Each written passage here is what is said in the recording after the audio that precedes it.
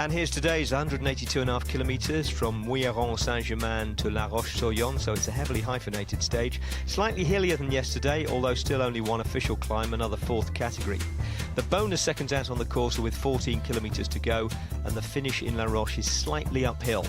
Not going to be at the sharp ends today. See Quick Step slowly getting their troops back together again, and Bora up there as well. So it is a little bit hectic now because we're just waiting because no one's fully committed to start their lead out yet. Oh, there you go. There's Mitchelton Scott right gone down. Oh, he got out of the way pretty quickly. Yeah, he did indeed. That was a pretty high speed one there. So you're going to see it here. There it is, quite far at the front, but there you go. Thanks, Luke Durbridge, who's gone down there. Oh, just avoiding one of the riders from Direct Energie, and yeah. Yeah, Durbridge, it is indeed. Yeah. Big day for Durbridge tomorrow. He'll be a really important and valuable member of their team time trial squad. In the meantime, at the front of the race, a remarkable recovery for Arnaud Demar and Groupama FDJ. Don't forget he needed a front wheel puncture. Very calmly got himself back in with about 22 kilometres to go, and now he's right towards the fore. But the very front of the race once again belongs to Mathieu Bodnar and Paula Hansgrohe. And now they chuck the Austrian national champion into the fray. That's Pustelberger, Lucas Pustelberger. Peter Sagan looked ominously strong at the intermediate sprint of the day, but perhaps no rider has looked stronger either yesterday or today than the man in the yellow jersey, Fernando Gaviria. And there he is, the yellow jersey, around about 20 places down in the line. Yeah, and Alaphilippe at his side. So I think his job now is just wait there and let his team slowly come up to him. He's got Alaphilippe there to bodyguard him until more of the riders come to him. But it's at the moment they're a little bit further back. But again, as I said before, they're a team with such experience. You kind of do expect or don't underestimate them to not be able to just pull it all together at the last possible moment. But at the moment, it's Bora Hansgrohe and Lotto who are really taking control. Direct Energie moving another rider to the fore, Thomas Boudard. He's a bit isolated though, looking for those Quick Step Floors jerseys, and Movistar take things up now. Right on the very front is Daniele Benati.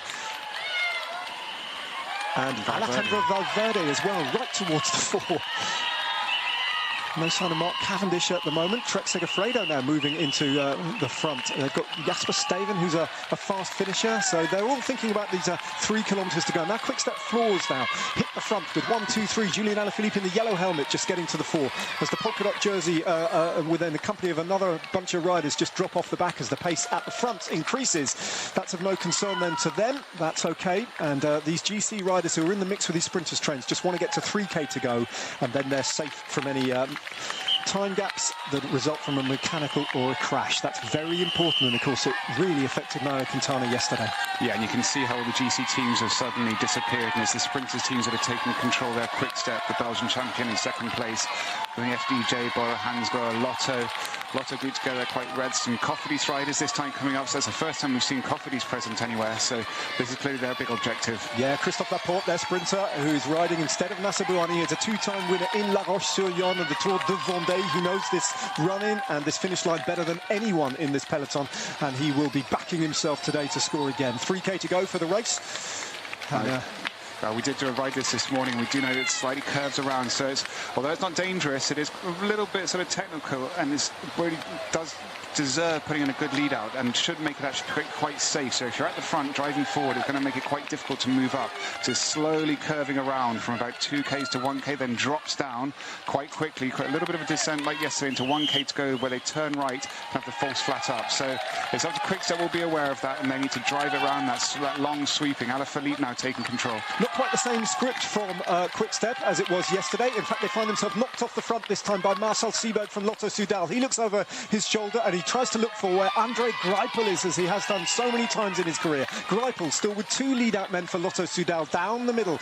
There's a rider from UAE Team Emirates. Roberto Ferrari would be their preferred sprinter. Just gets knocked off the front as Laporte pilots Cofidis round to the right-hand side. Still Quick Step Floors with Alaphilippe, and I think it's Philippe Gilbert right on the front. The yellow jersey content to wait, playing it cool. Where is the yellow jersey? 30 riders down, a big crash, and the yellow jersey's caught up with that. The yellow jersey has gone down. Gaviria's gone down. I'm looking for Sagan. Perhaps he's got through. Darryl Impey's also on the deck, and well, that was just a momentary going around that right-hander at some pace. And who's so hard to say who was the first rider there, but look at this. They're going to be a small group now. Peter Sagan making this Edvald Boasson-Hagen then for dimension data. There's Gaviria is already back on. Gaviria did make it. No, he's already back on his bike, so he did a very quick back up there, but there's no chance Michael Matthews is on the radio from Sunweb. He's gone down, one of the Bahrain Merida riders. In the meantime, Philippe Gilbert now, he'll know that, well, he may not know that Gaviria has dropped away and won't be competing in this. Alaphilippe perhaps on his radio relaying some message. Will they just go for plan B, and will Alaphilippe be sprinting from this very, very small and select group? I'm looking for who's left in it. Alexander Kristoff is there. I think Andre Greipel might be there in about fourth or fifth wheel. Peter Sagan is there, I think. Peter Sagan is there. So it's going to be down to Alaphilippe. So Peter Sagan is there. You would expect Peter Sagan to be able to dominate this, but Alaphilippe again on a finish like this, which it is also, once you see that little bridge up there, is the false flat all the way up to the finish. So Kristoff, Sagan, Alaphilippe, they're the three riders who would expect to be very good here. And guess what? Alejandro Valverde is in this little elite selection as well as Daniel Oss has Julien Alaphilippe on his wheel. Then comes one other rider from Border Hansgrohe, and then comes Andre Greipel, and with him Arnaud Demar, he's still there as well. Sonny Colbrelli is indeed still there. Peter Sagan is still there. Jesper Steven is still there from Trek Segafredo. Alexander Kristoff, the European champion. They look round to see where the world champion is. He's coasting, Sagan. He is coasting at this point. Still got riders to work with. Alaphilippe exposed to the wind. He's surely been exposed far too early there. He shakes his head. He's going to be swamped by the big, powerful sprinters. Colbrelli now. Sagan. Demar down the middle. He's got the world champion on his wheel with Colbrelli threatening too. Now Sagan goes. Can he get past Arnaud Demar? Peter Sagan powering his way to the line. A world champion is going to win in La Roche-sur-Yon, just as he did in 1938. 80 years on though, it's Peter Sagan who just about holds on from a spirited challenge from Sonny Colbrelli. Sagan the winner, and this man here, the yellow jersey, is going to have to see his race lead disappear. It's going to be handed over to a special rider indeed, and it happened in dramatic fashion. There will be splits here, time gaps. I see Geraint Thomas just crossing the line as well, and a shake of the head from Gaviria as we look across to see where the other GC riders are. Alejandro Valverde was in that front group, I'm pretty sure of that. Little time gaps emerging all the way down here, but they'll be neutralised, I think, by the 3-kilometre rule. Let's have a look though. I mean, yes, it went his way, but he delivered. John Degenkolb there lifting his arm. He's not happy because Peter Sagan just dived across, chasing Demar's wheel. Now the race jury will have a look at that, but I don't think there was anything particularly wrong. Peter Sagan won it, but he didn't have it completely his way. Demar gave him a perfect lead out. And let's wait and see a bit from John Degenkolb, because he might launch a protest on that one. Well, while the newly instituted video commissaires examined the replays, not that this head-on one would do them much good, the evidence presented to the public was that Sagan had been given the stage because he was ushered up onto the podium for the presentation, where he also received the green and yellow jerseys. Here's the stage result then. Sagan from Sonny Colbrelli and Arnaud Demar. Alejandro Valverde finished 7th, the only GC rider on the right side of the crash, and John Degenkolb came in 9th, feeling hard done to. Everyone caught behind the crash was given the same time as the winner, since it happened inside the final 3 kilometres, and we'll look at the crash in a moment. But here's the sprint again. Sagan passing Degenkolb at speed as he looks to get on Arnaud Demar's wheel, and undoubtedly moving across the Trek Segafredo rider as he did it. John, we saw that you were pretty upset in the finale there. Just exactly what happened in those last 500 metres?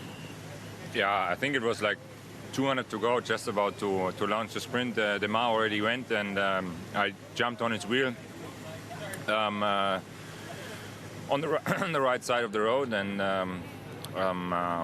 Sagan for sure was really strong, so he overtook me and just went full into my line and put me into the fence, and in the end it was braking or crashing, and I prefer to not go down with 50-60 an hour. So yeah, that was the only choice for me, and I'm still pretty upset about this. There was a complaint made by Degenkolb, Trek Segafredo, about the sprint. Are you aware of that? Well, I don't know. What's happened? I think there was a claim that perhaps there was an unclean sprint, but it's been rejected and the result stands. And what's jury told about that? It's none standing here, man, waiting for you. I didn't even see it. Well, then I can just say cheers to all my haters and be patient, much more are coming. Degenkolb says you overtook him and then moved into his line. Oh, yeah? No, I didn't figure out that. I'm sorry. Now, without looking to apportion blame for the crash at 2 kilometres that stopped Fernando Gaviria from sprinting for the win, it looks as though Mitchelton Scott's Daryl Impey, circled here, is the first man to lose his balance and go down. Gaviria did hold on to one of his jerseys nonetheless, the white of Best Young Rider. He's second overall now behind Sagan, with Sonny Colbrelli third, ahead of Marcel Kittel, another sprinter who didn't get to sprint today.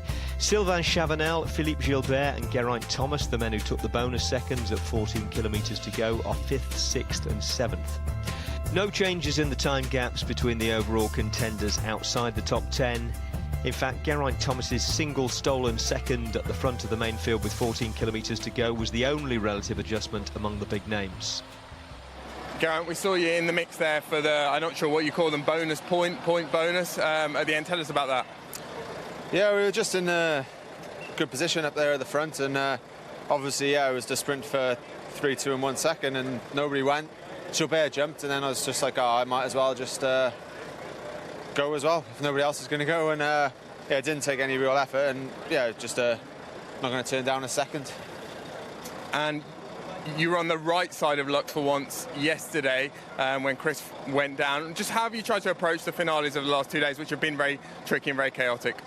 Same as always, really. Just try and ride well as a team and stay up as far to the front as possible. But obviously, you can't ride in the wind for the last 40k, so you need to try and hide a bit while staying at the front. And it's just a bit, everyone's trying to do the same. So it's tough, but yeah, we're communicating well out on the road and feel like we're riding well. We're staying out of trouble, and the guy's doing a really good job for me and through me. So, you thinking yellow jersey tomorrow?